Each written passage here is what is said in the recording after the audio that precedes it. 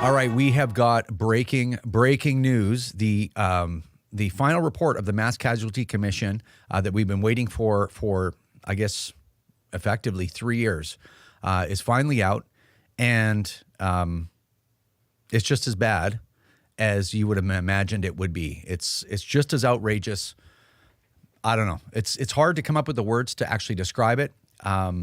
So I think what we're going to do is we've got Wilson here via Skype, and we're going to go through what the commission, after everything that they've heard, after I don't know how much it was, $20 million or whatever this thing cost, this is what they've come up with. Here are their recommendations, the measures. So anyway, Wilson, why don't we run through them as quickly as we possibly can? We'll comment a few things here and there, and then we'll take it from there. Sure. So, Rod, the report came out. I read the section on firearms for the most part, and of course skipped the recommendations. But I just want everyone to keep in mind, this is a guy who had 4 illegal semi-automatic firearms. Of course, some of them were of the classification they should have been registered, and they were not because they were illegal. 35 people knew he had these guns. There are 3 police reports detailing that he owned these guns. None of them were adequately investigated. And of course, there's no communication between law enforcement and CBSA. So he was easily able to apply and acquire a Nexus card, which granted him easy access to the border. So after all of that, and the horrible thing is that he did, here's what the MCC has come up with. Well, just to add to that, not that those guns were not registered. He smuggled the guns that he used in this massacre from the United States. And he had no license. Those are the 2 most important things. And this commission is focused on, what changes can we make so that this specific situation does not happen again. So keep in mind, any of these measures, would they have made a difference in this case? That's what the commission was tasked with. All right, really important. Okay, so they say that this requires a public health approach. That sounds very familiar. We must learn from the success of Australia, the UK, and New Zealand gun bans. They welcomed the long overdue changes like banning the Mini 14 ranch rifle. This language is very interesting. Pay close attention. They are advocating for a full ban on all semi-auto handguns, shotguns, and rifles that discharge center fire ammunition and are designed to accept detachable magazines with capacities of more than 5 rounds. Yeah, Amendment G4. Right. From the Liberal government. Convenient. Yeah. They want to prohibit magazines that have the ability to accept more than 5 rounds to close the loophole. So that's applying to those pinned magazines. That's not good enough anymore. They want you to require a PAL to possess ammunition, require a PAL to buy magazines, only allow the purchase of ammunition for the gun that the user is licensed for. How would you ever enforce that? Like show some guy at a gun store your inventory of the firearms you own? Yeah, I don't know. Or it register them all, sense. Right? So you can bring your registration like certificates ammos by caliber. Yeah, ammos by caliber, not by firearms. So I don't know. It introduced limits on the amounts of ammo stockpiled or stored in homes. Reform the classifications and definitions for prohibited firearms to encompass more. Immediately remove prohibited guns from owners, so the buyback program. There was a litany of global type stuff, UN regulations, National Firearms Agreement. There like a whole big list of them. So I'm not going to go through it because it's very long, but a whole bunch of globally type stuff. The CFO spousal support line, they want it to be renamed so that it's more inclusive because people may not be a spouse if they're reporting a safety concern. They want it manned 24/7 and publicized so citizens know how to use it, access it, and report people. They want to craft guidelines for Canadian CFP staff to improve consistency in approval and disapproval of PALs, rejection. So whatever. Did he have a PAL? No. Set up an automatic review process for law enforcement PAL holders charged for intimate partner violence. Require ID to be submitted with your PAL application. They would like better data sharing. I agree with that one. Immediate revocation of a PAL for anyone charged with IPV, intimate partner violence, or hate crimes. This one's interesting. Or suspend the PAL of anyone, even if IPV charges are stayed or withdrawn until the PAL holder can prove they're not a danger. How? To whom? Yeah, how? Who decides that? How do you prove that? And hey, don't get me wrong.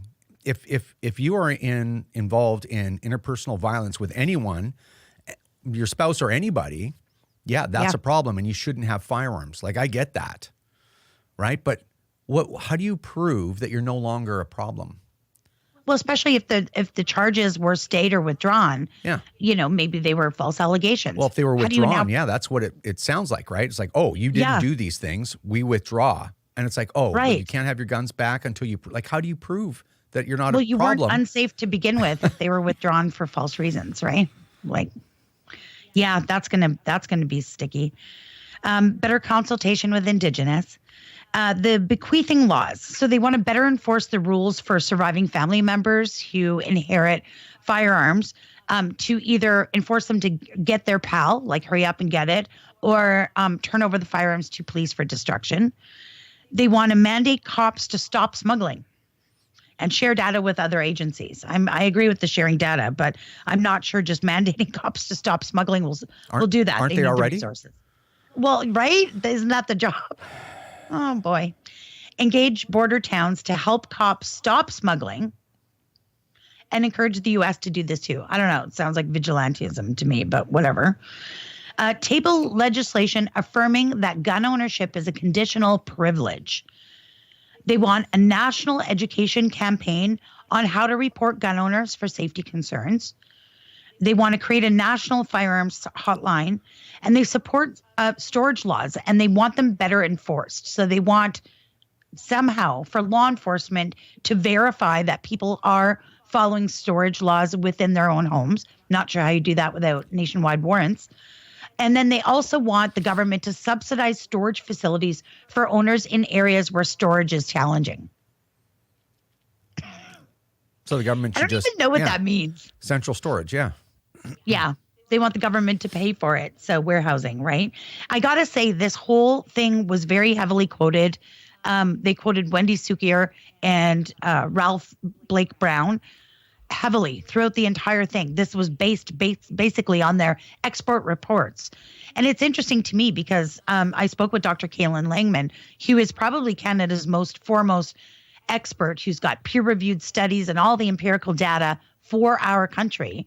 And he had applied to the MCC to go and speak or submit a report or whatever, and he was rejected. So was Dr. John Lott and Gary Kleck, who are all well-known experts, subject matter experts in this. So I don't know. I was hoping for better. And those people are subject matter experts in multiple victim public shootings in the United States, which everyone keeps saying, well, look, we're heading to, good, get the experts from the U.S. in. And it's like, no, we don't need those experts. We only need an emergency room doctor from downtown Toronto.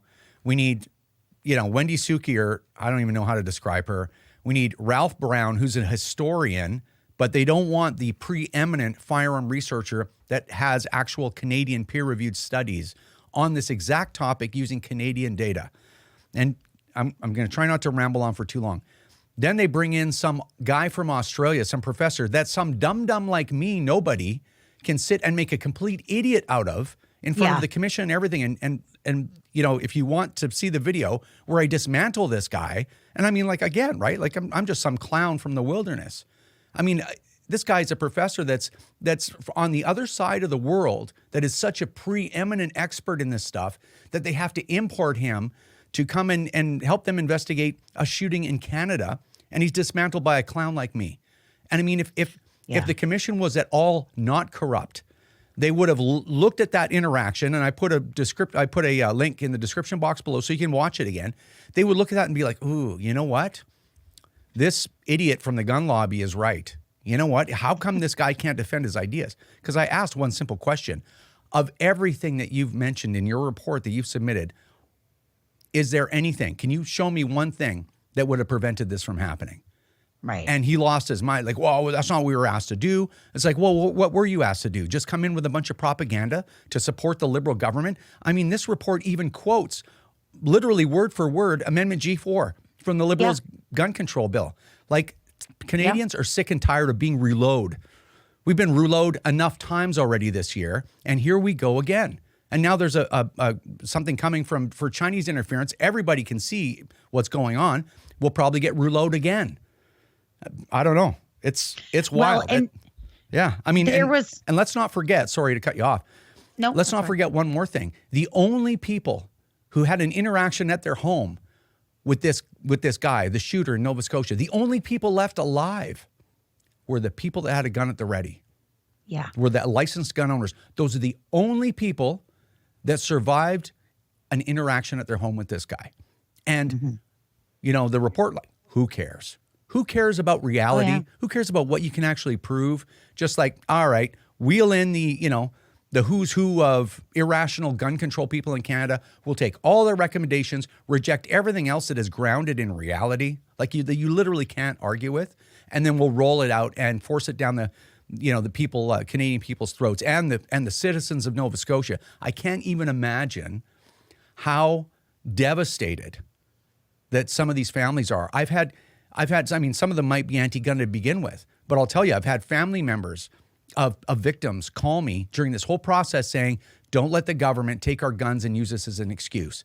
Everybody knew who this guy was. The police failed to deal with this. We didn't have the laws to deal with it, which is difficult. I admit that for sure. But this has got nothing to do with gun control. He got his guns from the United States. He didn't have a license, didn't even apply for one. And now what do we have? 60 measures on PALs and gun bans in Canada. This guy smuggled his guns into Canada, shot a bunch of people, and now I can't own guns and you can't own guns. Does that make sense to anybody who's not a complete lunatic? I know I've been rambling, but it's just like tens of millions of dollars and years of work for these people just to come out with exactly. They might as well have just had Justin Trudeau and Marco Mendicino hold a press conference and save the $20 million. Yeah.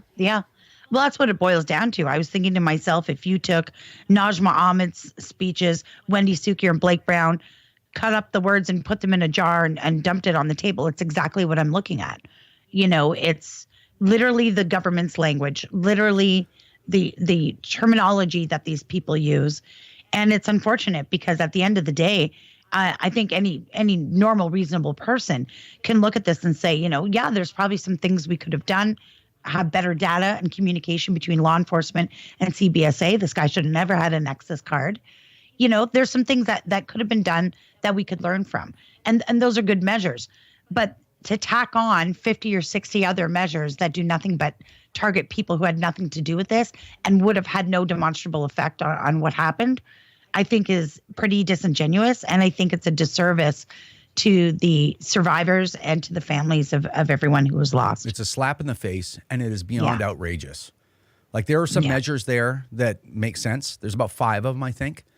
And then all this stuff about licensing and gun bans. Like, just, people and there's all this complaining and belly aching among the elite class, the ruling class in Canada. It's like, well, nobody trusts institutions anymore. Oh, it's not fair. It's like, well, they are corrupt right to their very core. We see it every day, just scandal after scandal and corruption and these inquiries being completely ridiculous. Like, you just like, well, here's the evidence. It's true. It's like, oh, we don't want that. Here's a statement from the Prime Minister. Like, people have had enough of this garbage. And I don't usually get too emotional, but a lot of people got hurt and families destroyed, and they'll never be the same. And here are these people, again, just perched on top of victims, just perched on top of them. It's like, all right, now everybody shut up. It's my turn to talk. We don't need any guns. The licensing system isn't inadequate. He didn't have a license. Like, shut up. Like I was saying, we need to ban these guns, do a buyback, spend billions of dollars buying back guns from like people like me and you, blah, blah, blah. But he smuggled all his weapons from the United States. Shut up for a second. I'm talking. This is why people are so sick of it. And you know what? Any of these people, they wouldn't withstand 10 seconds in an actual debate or a cross-examination. That's why they always just throw their propaganda over the wall and then put up, it's like, oh, I'm a victim. Don't disagree with me. Don't hold me accountable for my statements, because you can't. This is why people are sick and tired of it. This is why there's no faith in institutions, and I don't see it changing anytime soon. Me neither. Terrible. Anyway, we'll dig into it more. We have it. there'll be a podcast. Maybe we'll have a couple of other things to say, but in the podcast, we'll just do a quick summary. But anyway, we wanted to get this video out and let you know that unfortunately, this is as bad as you would have imagined it would be. And it's as disingenuous and offensive, I think, to a lot of victims' families as you would have thought. But, what else would we really expect? Unfortunately, nothing more than this. Anyway. All right. Thanks for the help. And we will talk to you all soon. All right. We'll see you soon.